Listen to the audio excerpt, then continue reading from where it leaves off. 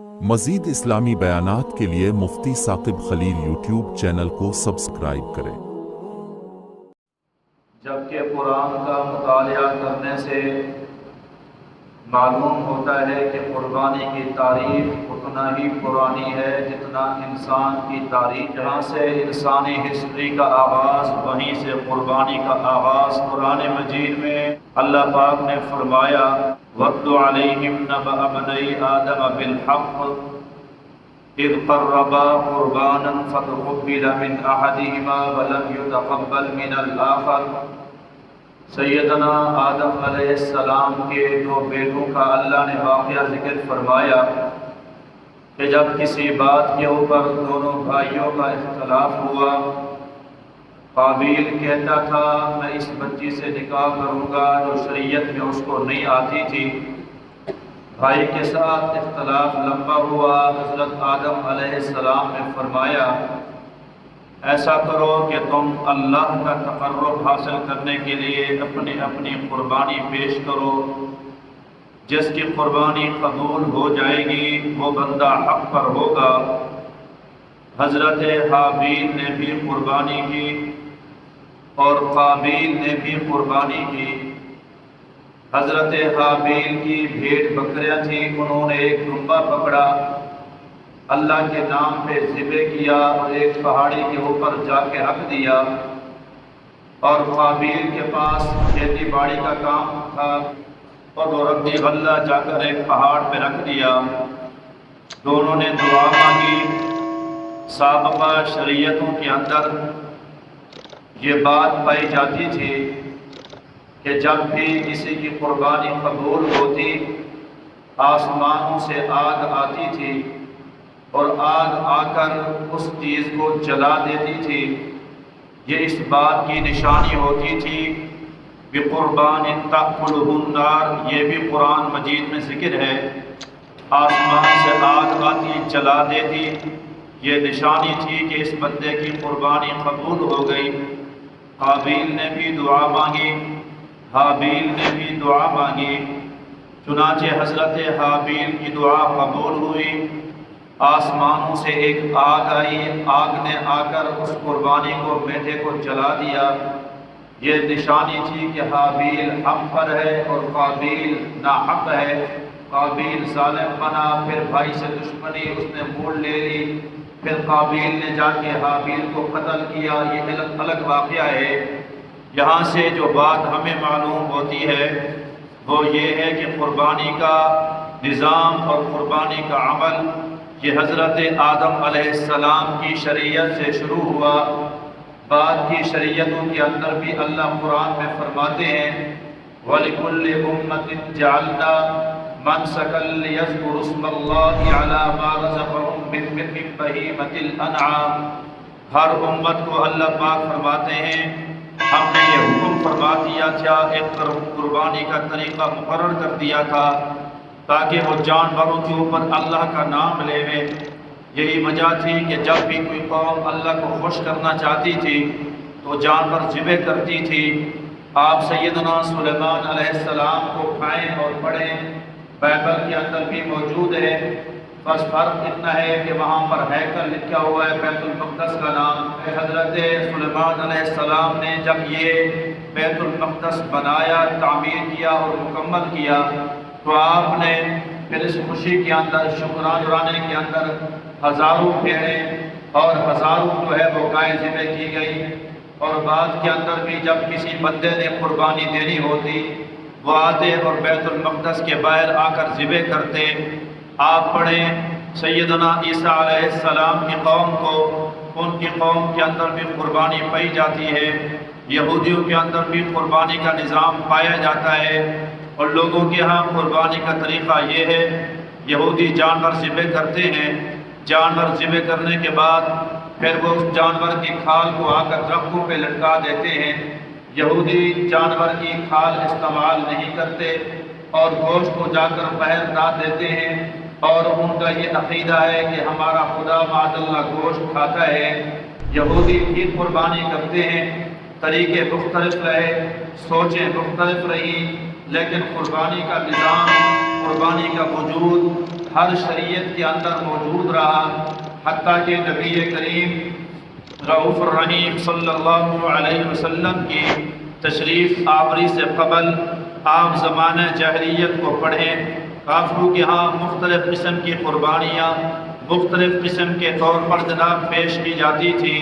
بعض مشرک ایسے بھی تھے جو اپنے دیوتاؤں کو اور اپنے بتوں کو خوش کرنے کی خاطر وہ جانور جا کر اس بت کے ساتھ باندھ دیتے تھے اور اس کو جناب گھاس نہیں دینا، اس کو پانی نہیں دینا، بھوکا پیاسا رکھتے، وہ جانور بیچارہ تڑپتے تڑپتے بھوک پیاس سے مر جاتا۔ یہ کافر مشرک خوش ہو جاتے کہ اب ہمارا یہ بہت خوش ہو جائے گا، ہم نے اس کے نام کے اوپر جانور قربان کر دیا۔ ایسے بھی لوگ پائے گئے، قربانی کا تصور اس صورت کے اندر بھی پایا گیا کہ لوگ اپنے محبوبوں کو خوش کرنے کی خاطر جب یار فوت ہوتا تو اس کی خوشی کے لیے جانور کو لے جاتے اور جانور جا کر اس کی قبر کے اوپر باندھ لیتے۔ وہ جانور بھوکا پیاسا وہاں پر بندھا رہتا، نہ اس کو پانی دیتے نہ گھاس دیتے، حتیٰ کہ تڑپتے تڑپتے جانور مر جاتا اور یہ لوگ خوش ہو جاتے کہ ہمارا جو محبوب ہے اب یہ کہے گا کہ میں نے اس کے ساتھ وفا کی، میں نے اس کی قبر کے اوپر آ کر جانور ذبح کیا۔ جانور کا تصور زمانہ جاہلیت میں یہ بھی تھا کہ جب بارش کو مانگنا ہوتا، بارش طلب کرنے کی خاطر مکے کے کافر ایسا کرتے کہ گائے کے پوچھ کے ساتھ کپڑا باندھ دیتے، پھر اس کے اوپر پٹرول چھڑک دیتے، پٹرول چھڑکنے کے بعد پھر اس کو آگ لگا دیتے، زندہ گائے کو جلاتے، وہ تڑپتے تڑپتے مر جاتی اور یہ بغلے بجاتے اور خوش ہوتے، ٹھٹھے مارتے کہ اب جناب یہ جو تڑپ رہی ہے اس کے تڑپنے پر اللہ کی رحمت متوجہ ہوگی اور جناب بارش ہوگی۔ کہیں قربانی کا تصور یہ بھی تھا، کیونکہ ظالم اکثر مظلوموں کو دبا کے رکھتے تھے۔ جب کوئی مظلوم قوم ایسی جن کو اپنے پاس کسی کی ہیلپ لینا مقصود ہوتی، کسی قبیلے کو اپنے ساتھ ملانا ہوتا تو یہ اپنے قبیلے کے جانور لے جاتے اور اس قبیلے کے سردار کے گھر کے باہر جناب وہ جانور ذبح کرتے۔ جانور جب ذبح ہوتے تو وہ قبیلے کا سردار کہتا کہ اب ہم نے ان کی مدد کرنی ہے، کیونکہ انہوں نے ہماری خاطر آ کر ہمارے در کے اوپر جانور ذبح کر دیے۔ یہ بھی قربانی کا تصور پایا جاتا تھا، یعنی یاروں کو خوش کرنے کی خاطر قبروں کے اوپر جانور جو ہے باندھے جاتے، بتوں کو خوش کرنے کی خاطر بتوں کے ساتھ جانور باندھے جاتے، قبیلوں کو خوش کرنے کی خاطر سرداروں کے گھر کے باہر جانور ذبح کیا جاتے اور بارش طلب کرنے کی خاطر گائے کو آگ لگا دی جاتی۔ اس طرح مختلف قسموں کی یہ قربانیاں پیش ہوتی۔ قربانی جانور کی نہیں بلکہ انسان، تو جب انسان انسانیت سے گرتا ہے پھر وہ جانور نہیں انسانوں کی قربانیاں بھی دیتا ہے۔ آپ نے پڑھا ہوگا جب حضرت عمر بن خطاب رضی اللہ تعالی عنہ نے حضرت عمر بن عاص رضی اللہ تعالی عنہ کو حاکم بنا کے بھیجا، آپ نے مصر کے اندر گئے تو دریائے نیل خشک ہو گیا۔ لوگوں سے پوچھا کیا ہوا؟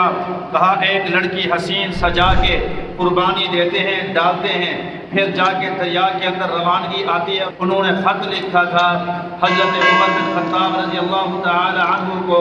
حضرت عمر نے فرمایا اتنا عرصہ دراز سے پتہ نہیں کتنا بچیاں زندہ بیچاری اس دریا کے حوالے کر دی گئی، آج کے بعد یہ خط دریا کو دے دو۔ خط کے اندر لکھا ہوا تھا اللہ کے حکم سے چلنا ہے تو چل، ورنہ چل، تیری کوئی ہمیں ضرورت نہیں ہے۔ خط کی وجہ سے اللہ تعالیٰ نے اس دریا کو روانگی نصیب فرمائی اور یہ عورت کی قربانی کا نظام ختم ہو گیا۔ آپ نے یہ بھی پڑھا ہوگا کہ حضرت عبد المطلب کی اولاد نہیں تھی، ایک بیٹا حارث تھا۔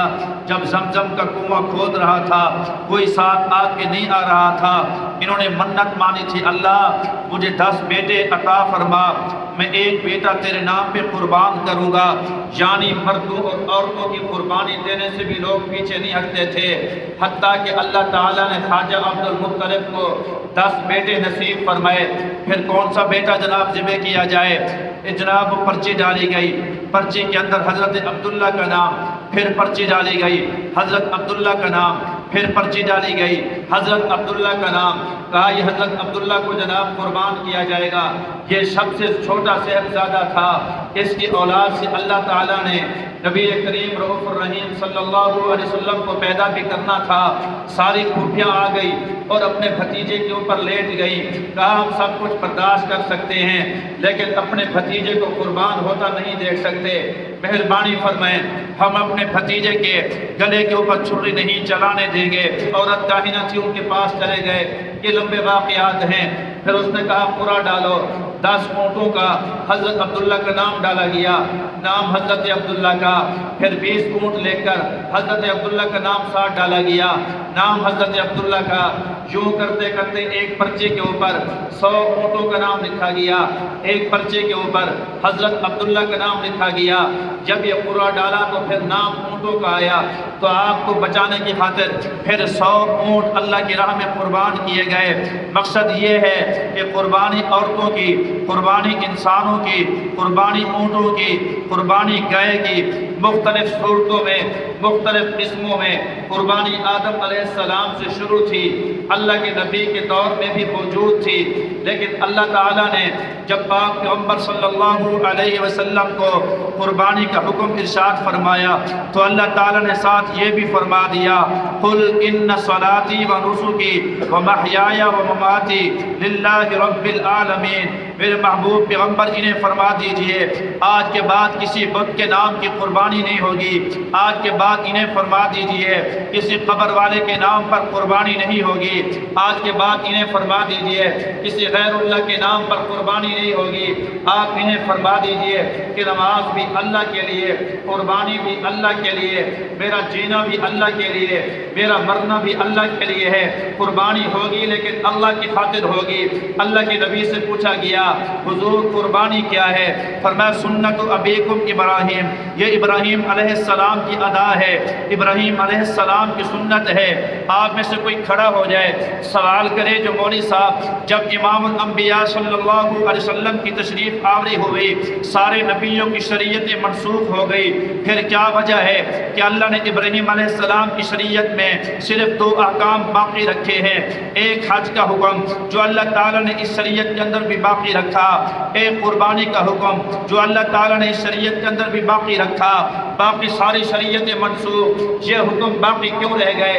علماء نے اس کا جواب یہ دیا کہ جب کوئی آدمی بڑا کارنامہ انجام دے تو اس کو جناب میڈل دیا جاتا ہے، اس کی قربانی کو سراہا جاتا ہے، اس کے نام کے اوپر سکول بنائے جاتے ہیں، اس کے نام کے اوپر سڑکیں بنائی جاتی ہیں، اس کے نام کو زندہ رکھا جاتا ہے کہ اس نے کارنامہ بڑا انجام دیا تھا، یہ اس کے نام کے اوپر سکول ہے، نام کے اوپر کالج ہے۔ سیدنا ابراہیم علیہ السلام کی ساری زندگی قربانیوں پر مشتمل تھی، لیکن سب سے بڑی قربانی یہ اپنے بیٹے کے اوپر چھری کا رکھ دینا، یہ سب سے بڑی قربانی تھی۔ اللہ کو یہ قربانی اتنی پسند آئی، اللہ تعالیٰ نے خود فرمایا کہ ابراہیم وترکنا علیہ فی الآخرین، تیری یہ قربانی کا عمل باقی ساری امتوں کے اندر جاری اور ساری کر دوں گا۔ اللہ نے اس قربانی کو سراہتے ہوئے آپ کو یہ قرہ امتیاز عطا فرمایا کہ قیامت کی صبح تک اللہ نے ان کے اس عمل کو جاری اور ساری فرما دیا۔ یہی وجہ ہے آپ کو دنیا کے اندر ایسے لوگ ملیں گے، بے نمازی بھی قربانی کرتا ہے، داڑھی والا بغیر داڑھی والا بھی قربانی کرتا ہے۔ آپ نے دیکھا ہوگا مہنگائی کا رونا بھی روئے گا، پھر بھی قربانی کا جانور اعلیٰ سے اعلیٰ خریدے گا۔ یہ کمال اس کا نہیں، یہ حضرت ابراہیم علیہ السلام کی قربانی ہے۔ اللہ کا وعدہ ہے وَتَرَكْنَا عَلَيْهِ فِي الْآخِرِينَ، اللہ نے فرمایا اس قربانی کو میں قیامت تک جاری ساری کر دوں گا۔ وہ عورتیں جو اپنے گھروں کے اندر جوتے کے ساتھ داخلے کو منع کر دیتی ہیں، لیکن قربانی کا جانور آتا ہے اس کی مینگیاں بھی صاف کرتی ہے، اس کی ساری گندگی بھی صاف کرتی ہے، یہ قربانی کی محبت اللہ نے ڈالی ہے۔ وہ بچے جو اپنی کسی چیز پہ کمپرومائز نہیں کرتے، وہ 5-5 روپے اکٹھے کر کے گھاس خریدتے ہیں، ایسے بچے بھی دیکھے گئے جو برفیاں خریدتے ہیں، بوتلیں خریدتے ہیں، پھر جانور کو پلا رہے ہوتے ہیں۔ یہ ان بچوں کا کمال نہیں، یہ اللہ تعالیٰ نے محبت ڈال دی ہے۔ اللہ نے قربانی ضرور باقی رکھی، فرق یہ ہے پہلے قربانی کا گوشت آگ آتی جلاتی تھی، اللہ نے فرمایا لن ينال الله لحومها ولا دماؤها ولكن يناله التقوى منكم، اب تمہارے گوشت کی ضرورت نہیں، تمہارے خون کی ضرورت نہیں، صرف میں تقوی اخلاص دیکھنا چاہتا ہوں۔ جانور ذبح کرو، گوشت تم کھاؤ۔ پہلے بھی جناب جانور ذبح ہوتے تھے، لیکن وہ جناب غیر اللہ کے نام پہ، اب جانور ذبح ہوگا اللہ کے نام پہ، گوشت تم کھا لو، اللہ کے نام پہ ذبح کرو، لیکن اللہ تبارک و تعالیٰ فرماتے ہیں جانور کا خون زمین پہ بعد میں گرے گا، میں اللہ تمہاری زندگی کے سارے گناہوں کو پہلے معاف فرما۔ رسول پاک صلی اللہ علیہ وسلم نے فرمایا فاطمہ یہ قربانی ہو رہی ہے، ذرا سامنے کھڑی ہو جا۔ حضرت فاطمہ الزہرا رضی اللہ تعالی عنہ سامنے کھڑی ہو گئی۔ مسئلہ ہے مرد قربانی کر رہا ہے، خود ذبح کرنا چاہتا ہے تو خود ذبح کرے، اگر کوئی اور بندہ ذبح کر رہا ہے تو یہ سامنے کھڑا ہو۔ عورت کی قربانی ہے، اس کا محرم رشتہ دار ذبح کر رہا ہے، اس کا بھائی ہے، خامند ہے، باپ ہے، بیٹا ہے، تو سامنے کھڑی ہو جائے، اپنی قربانی ذبح ہوتا ہوئے دیکھے۔ اللہ کے نبی نے بیٹی کو کہا تھا بس سامنے کھڑی ہو جا، اور اس کا خون کا قطرہ زمین پہ گرتے ہی اللہ تمہیں مغفرت کے پروانے نصیب فرما دے گا۔ اور حضور کریم صلی اللہ علیہ وسلم نے یہ بھی فرمایا کہ اللہ پاک اس جانور کو 70 گنا اس کا وزن بڑھا چڑھا کے قیامت کے دن اللہ تیری نیکیوں والے پلے کے اندر ڈلوا دے گا۔ صحابہ نے پوچھا اللہ کے نبی یہ اہل بیت کے لیے ہے یا سب کے لیے ہے؟ رسول پاک صلی اللہ علیہ وسلم نے فرمایا اہل بیت کے لیے خاص طور پر ہے، امت کے لیے عام طور پر ہے کہ امتی بھی اگر اس طرح اخلاص کے ساتھ قربانی کرے اور سامنے کھڑا ہو جائے تو اللہ پاک اس کو بھی 70 گنا اس کے جانور کو بڑھا چڑھا کے نیکی والے پلے میں قیامت کے دن تلوا دیں گے۔